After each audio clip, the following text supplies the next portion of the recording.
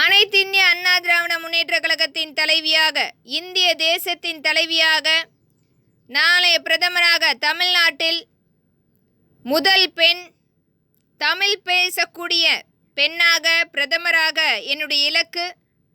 ஏழை எளிய மக்கள் 3 வேளை உணவருந்தப்பட வேண்டும்.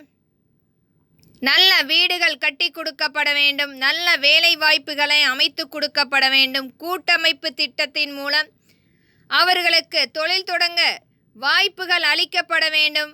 வரியில்லா தேசமாக இந்தியா திகழப்பட வேண்டும்.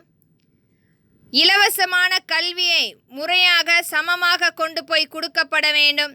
இலவசமான மருத்துவம் அனைவருக்குமே கிடைக்கப்பட வேண்டும்.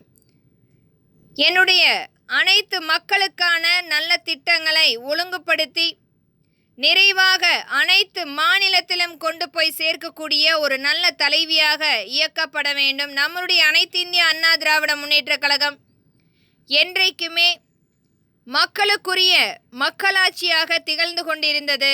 இன்றைக்கும் அதற்குரிய திட்டத்தை வடிவமைத்து கொண்டிருக்கிறோம். ஆட்சி பொறுப்பில் இல்லாமல் இருந்தாலும் அதற்குரிய திட்டங்கள் நம்முடைய அனைத்து இந்திய அண்ணா திராவிட முன்னேற்ற கழகம் ஆட்சி அமைக்கும் போது முறைப்படுத்தும் திட்டங்கள் அனைத்துமே மக்களிடத்தில் கொண்டு வந்து சேர்க்கப்படும் என்பதை திறன்பட வலியுறுத்துகிறேன். நன்றி.